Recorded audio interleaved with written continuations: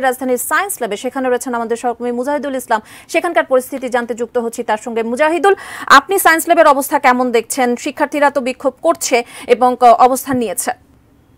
ধন্যবাদ আপনাকে। আমরা কিন্তু সকাল থেকেই সায়েন্স ল্যাব মোড়ে অবস্থান করছিলাম এবং দুপুর 12টা থেকে কিন্তু এখানে বিক্ষোভকারীরা এবং ছাত্রদের সাথে তাদের অভিভাবকরাও কিন্তু জড়ো হয়েছেন এবং আমি আপনাকে একটু দেখাতে চাই। এই মুহূর্তে কিন্তু যত বেলা পড়ার সাথে সাথে কিন্তু আমরা দেখতে পাচ্ছি যে সায়েন্স ল্যাব মোড়ে যে আন্দোলনকারীরা আছেন তাদের সংখ্যা কিন্তু বৃদ্ধি পেতে শুরু করেছে। প্রথম দিক থেকে আমরা দেখছিলাম যে চারদিকের রাস্তাগুলো যদিও ছেড়ে দেওয়া হয়েছিল, কিন্তু যখন লোক বাড়ার সাথে সাথে কিন্তু চারদিকের রাস্তা একেবারেই বন্ধ করে দেওয়া হয়েছে এবং খুব দূর থেকে।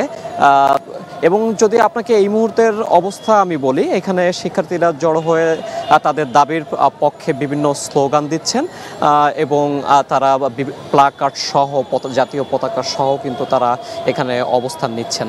এবং আমি আপনাকে যদি আইন শৃঙ্খলা রক্ষাকারী বাহিনীর কথা বলতে চাই তাহলে বলবো যে ছাত্রদের ঠিক অপোজিটে কিন্তু আইন শৃঙ্খলা রক্ষাকারী বাহিনীর একটা বড় অংশ অবস্থান নিয়েছেন এবং এটা নিউ মার্কেটের দিকে তারা অবস্থান নিয়ে এখনো পর্যন্ত আছেন।